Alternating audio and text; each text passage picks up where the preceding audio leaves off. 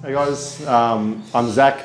I'm here to show you how to cook for lots of people. Last episode I was doing it out of my work kitchen, and it occurred to me that well, that's all well and good, Zach, to cook for all those people out of a big kitchen with all those trays and a massive oven and all of the equipment you could possibly ever wish for, but doesn't really convert to a home environment. So I thought, oh well, let's just go home and do it from here. It actually makes me more excited because this is actually where it's at. This is where I'm gonna have more fun as well. Like most kitchens, I've got a big pot, a small pot, and a frying pan, an oven, and that's pretty much it. Ideally, you've got some lids for these. So yeah, I'm excited. This is gonna be more my thing. This is where I love to cook the most as well for my family. So today we're doing pasta, and specifically I'm gonna do Amatriciana. And the features of this dish are tomato, chili, bacon or some form of bacon, so often it's guanciale, which is a pork jowl. Today we use Cotechino. So this is actually a really tasty sausage, particularly if you've cooked it for a while. So I've actually boiled this for about an hour previously, and it's been in the fridge, and so it's set. So most people actually cook this in a stew like that, and they eat it soft, which is pretty good. But today I'm actually gonna take another step and cook it in the pan and make it crispy. And this is where Cotechino is really tasty. It's also an unusual way to do it for Cotechino, so don't be coming at me if your nonna is like, hey, that's not how you do Cotechino. I'm like, sorry nonna, I'm not here doing traditional Italian, I'm just cooking food that I feel like is tasty. And calling it Amatriciana. I've also got some onions. These are just red onions. They could easily be brown onion, it doesn't really matter. The taste profile, when you're putting it through a sauce, you're not really gonna notice. I've just got red onions today because that's literally what I had. Got some herbs, salt and pepper.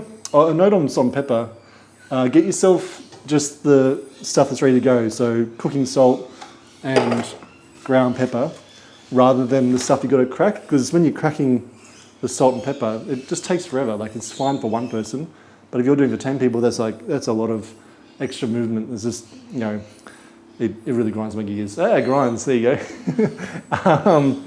I've got some garlic. I always just pre-mince my garlic, so just get a whole bunch of it, peel it, throw it in a food processor, and then mix it through some oil. So that's just ready to go, ready to use, nice and easy. I've got some butter and some pecorino. The cheese can be any kind of parmesan-y, hard cheese. You can get the really fancy stuff, or just what you find in the supermarket. It really doesn't matter as long as it's a nice salty, hard cheese. That's what you're looking for. To say the pasta, standard pasta, olive oil, super expensive at the moment. Worthwhile for this dish, but you can get away with canola oil or butter, and/or butter. But yeah, if you've got some olive oil lying around for Italian food, it does make it that extra little bit tastier. And I've got some chilies, if I didn't mention those. I'm not sure what I've mentioned yet, so I'm just gonna say them again. And tomatoes, these were really cheap, like $2 a kilo, so I'm really stoked about that. You can get tin tomatoes, the conversion is the same. So if you get a kilo of tomatoes, then you can get a kilo, well, they come in like 400 grams tin. So if you get 400 grams of tomatoes, it's the same as a 400 gram tin of tomatoes. Fresh is going to be tastier by far, but you can definitely make it work with tin. And I often use tin because that's just what's available, and sometimes or often cheaper. Today, these are cheaper by far and tastier.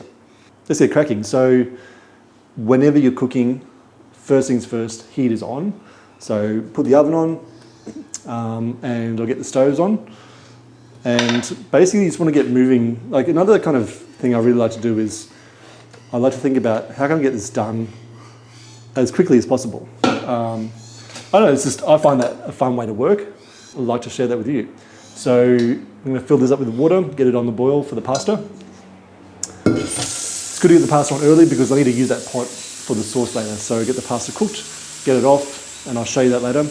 Also, an important thing to know for timing with cooking for large quantities, just get the components cooked and then come back to how you're going to put together later. And I'll show you what I mean by that. But don't get stressed about trying to get everything up at the same time. Just get the bits cooked and then come back to finishing the dish later. And you'll see that today. Get this water on. You don't need stacks of water for pasta, and I'll show you when we get to the pasta bit. Season the water, that just makes the pasta a little bit tastier. So get these tomatoes on, and look, most stock standard ovens come with a stock standard tray. Just use that. Super easy. This one's, you know, obviously been well worn and not properly cleaned, but that's fine. Get your tomatoes in there. It's probably about like 3 tomatoes per person plus a bit. So what have I got here? Usually this looks about right for 10, just that many.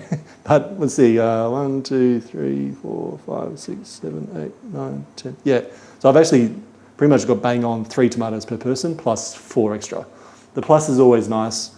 It's good to have leftovers for lunch, give it to your neighbours, whatever. It all works. Olive oil, be fairly generous. That will help it cook. That's it, don't worry about seasoning it. We can do that later in the sauce. So the reason why we're putting this in the oven is we're just basically speeding it along. I'll put it up high as well. So every oven is different.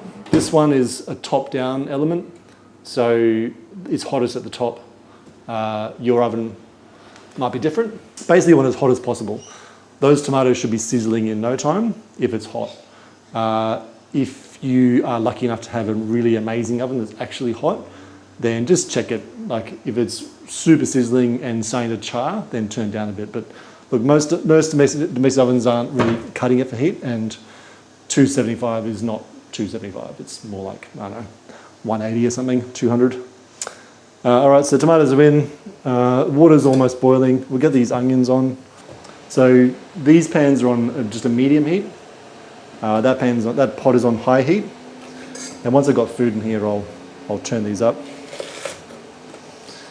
Don't be too fussed about how you're chopping them.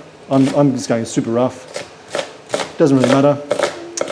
It's just going to provide the flavour base. Onions go straight in, and we'll get that heat going. I'll use this pot. So that's pretty smoky, nice and hot. That's good. Good bit of sizzle. I'll turn that heat up now. Full ball.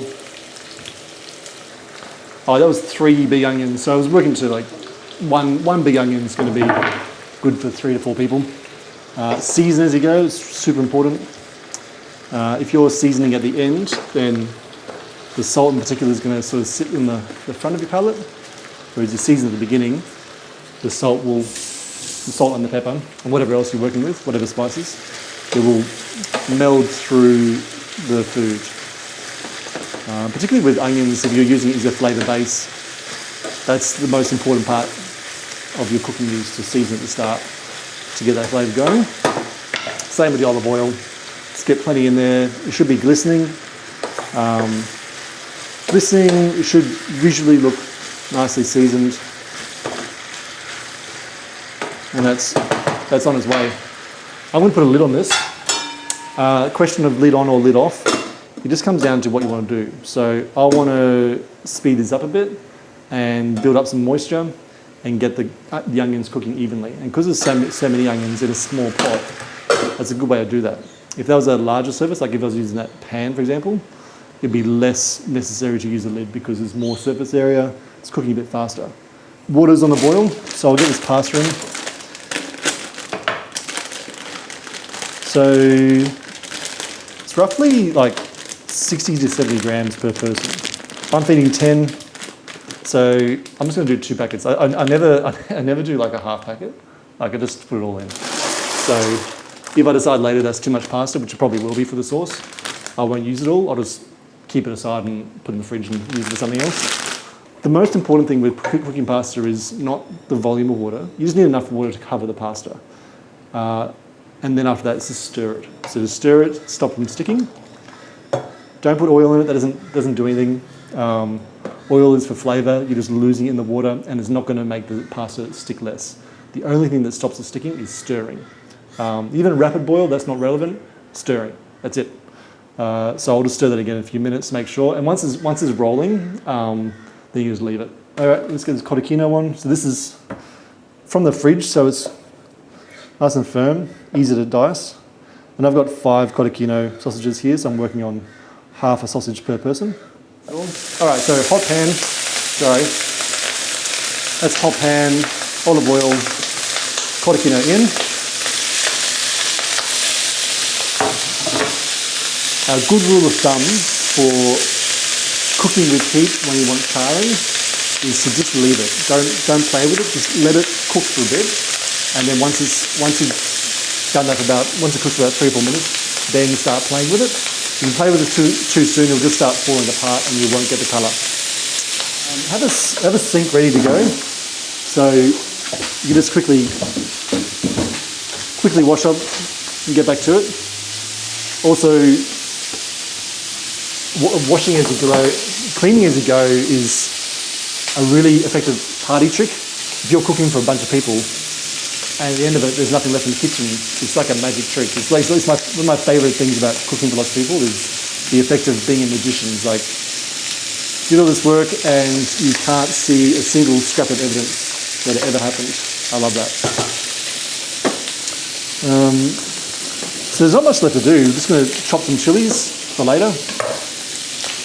And this dish is pretty much underway. And that's one of the beautiful things about a lot of Italian food. It's just so simple. Now with chilies, you can take the seeds out for less heat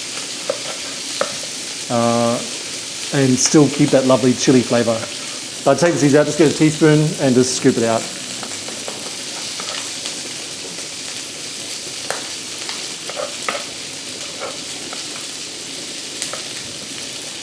That pasta's really rocking now, so just give it a little stir. That is 0 pasta sticking. Chili seeds, dry them. You could dry them. Drying food is super easy. Just put it in your oven overnight at 60 or 70 degrees. All right, so I've played around with my Cotechino and starting to get that colour. It's got a way to go yet. So you can see that crispiness. I'm just going to go for that all over basically. So I'll keep on cooking. I'm happy with that, how it's going along. Just get it all flat on the pan again. How long to cook pasta for, the packet will tell you. You want pasta that is to the tooth, is what it means. It should be, when you bite on it, it should have some texture to it still. And just a little bit, tiny bit raw in the middle, because you've got to remember that this will go back into a sauce later. And if it's already cooked all the way through, then you're going to completely overcook it after. Cotechino, that's still going. It's looking really good there. You know, sort of when I'm flipping it, it's sort of coming up in joined layers, which is pretty cool. This pasta's probably about ready. So just taste one. It's bang on. So like most households, I've just got a standard colander. This doesn't really cut it, but we'll make it work. You can put the colander in a bowl, just that way when the water is coming up back into the bowl, it's not coming from the sink, so it's nice and clean.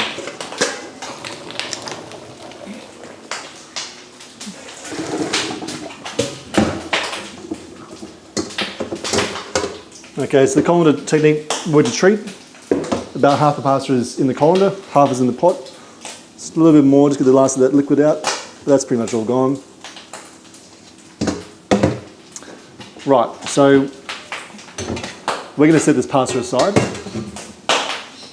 Now, just a thing to know, because it's a lot of volume, the pasta in the middle of this is going to continue cooking. So just for a moment, I'm just going to spread it out. I'm going to spread it out for just a moment, just so it doesn't overcook. What have I got? I'll use this little tray. Quick little cleaning. So some in here. The rest in here. Still a bit. I'll give you another bowl. You just want to avoid big volume. There we go. So more normal kind of volume. While we're here, just dress it all in oil and seasoning.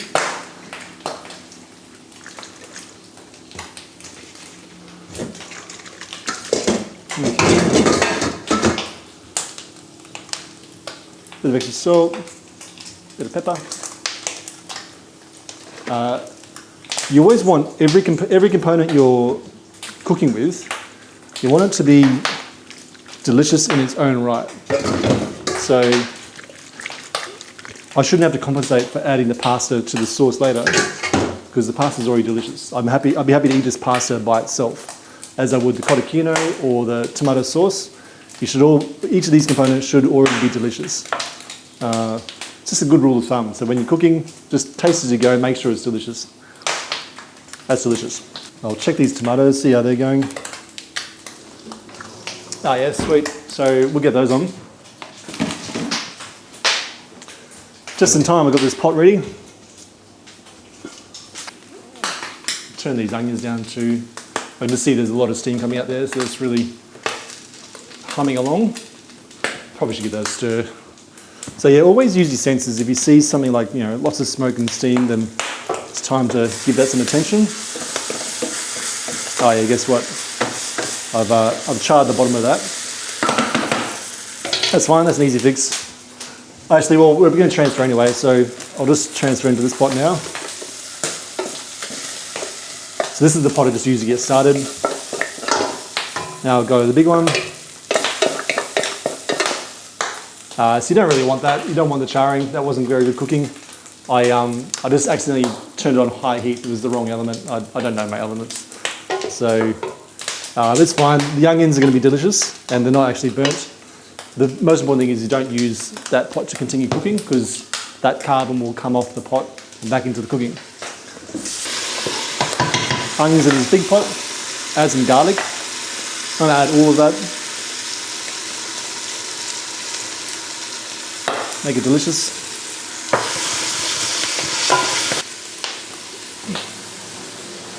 These tomatoes, they're very steamy and bubbly. And they're softening up. That's basically perfect. So basically what we've done is like skip a step where normally we would chop the tomatoes and then add them to the onions now and then bring that up to a boil. We've just skipped all the chopping and skipped all the bringing up to a boil. We've got hot, soft tomatoes and they'll just mash up. And I'm actually leaving all the core of the skin on there. I'm not fussed about all that. I really like different textures in my food. And I don't know, I think the tomato should be celebrated in its fullness. You shouldn't have to reject a woody part of it just because it's a bit woody. Cotechino is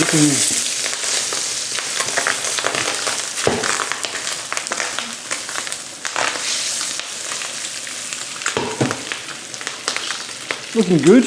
Probably on the charred side. Man, I really stuffed up these elements today. So there's one thing about these elements that I've got at my home. This is me making excuses now. They're a lot hotter than gas once they get going. Let's have a look. This is a result of me spending too much time thinking about what I'm going to say rather than just cooking. Alright, time to fix my cotechino. I don't want to use it because that would just be bitter. Carbon is very bitter and it's really, really hard to mask as well. It's good in small doses like, charring on a steak or your grilled veg, but not in big doses. Alright, so chop up the cotechino. Cotechino minus the char. So I'm not going to add this to the sauce until the very end because I want it to stay crispy. And once it hits the sauce, the longer time it spends in the liquid, the softer it'll get and it'll go back to its its original state of stewy and soft. And so get the rest of this rosemary sorted. By sorted I mean off the sprigs. So just chop it up. It's the one herb where it is better to chop up a bit finer. It's just quite woody. And I mean, here I am saying, I love a bit of texture in my tomato, but maybe not so much the the weirdness of the rosemary, but it's actually more about the flavour impact. This tomato sauce is volcanic, which is great, but also means we're pretty much ready to go. So I'm just stirring that and squishing the tomatoes against the side of the pot. If you prefer, you can also use a masher. If you have a stick blender, put a stick blender in there, or you can put it in the food processor. But I really like the texture, as I was saying before, and I like these kinds of bits of tomato. And I think you'll find that your guests and yourself will really enjoy that sense of eating. Like, oh, you can really see there's actual tomato in this tomato sauce. Yeah, so you can do all that, or if you just want to skip all those steps, I actually sell this exact sauce, and the way this sauce is made is exactly what I've just shown you. Yeah, shameless product placement. Duck's Guts sells stuff in jars. It's not even the main thing we do. We actually do catering as our main thing. But look, if this takes hold and you guys are keen on buying jars of things, I'll put online. You can buy it. Otherwise, stop by our cafe. That's where we sell it from at the moment. This one here, that's our balsamic glaze. I'm just going to use a little bit of this on the cotechino. Just pour it on top. I'll stir that through. And that'll just make it a little bit sweet, a little bit tart, and extremely delicious. All right, so finishing touches are all pretty much here. I've got rough chopped parsley with my dull knife, and rosemary, chilli. I'll add a bit of butter to this. I'm not going to use all that butter, so I'll just go at it with a clean knife. Says the guy who just pasted it with a herby hand, but never mind. So that's about, what, 100 grams? So 10 grams of butter per person if you're counting. And I've also got some pecorino. So the key feature to Amatriciana, apart from the chili and the pork, or bacon or guanciale, there's a slight creaminess. So I'm going to do it with cheese and butter. You can do it with cream or with milk. This is now the magic end of making pasta is the finish. So you got the pasta, you're going to add this. Now this has got heaps of starch, which is going to help you make this delicious sauce with the fatty things, the cheese and the butter. So we're basically just going to take this off the heat, put in the pasta. As I said, I cooked more than I needed for 10, so I'm doing about 2/3, which I don't know if that's mathematically correct, but it looks about right to me. Just stir that through a couple of times and I'll start adding everything else. Add all this stuff. So as I said, with that chili, you might want to add that chili in stages to get the right spice for yourself. All right, cheese. How much cheese? So it was 100 grams of butter and what's that? Like 500 grams? I'm going to use,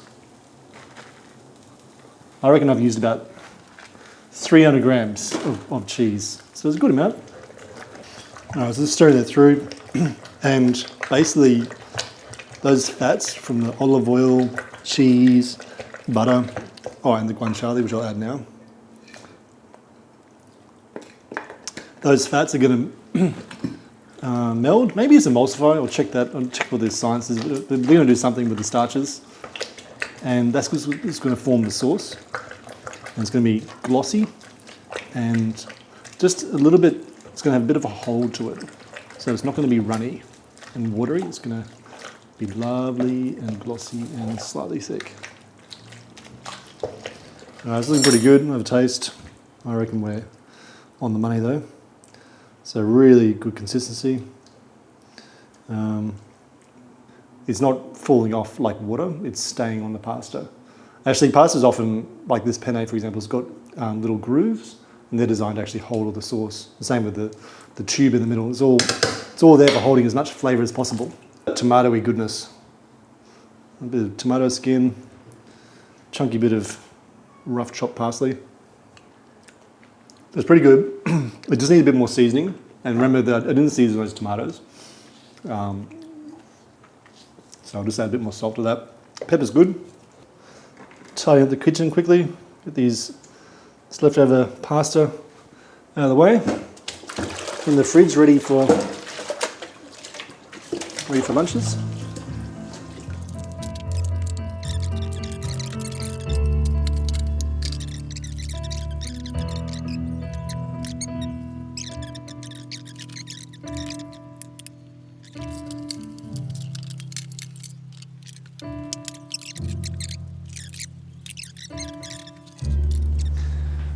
So good to go.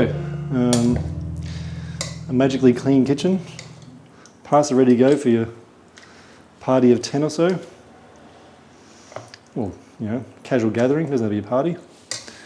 There's your pasta. You can put a bit more cheese on top if you like. It's been a pleasure cooking alongside you, and hopefully you've learned a thing or two about how to put together food for 10 or more people. And hopefully see you again soon.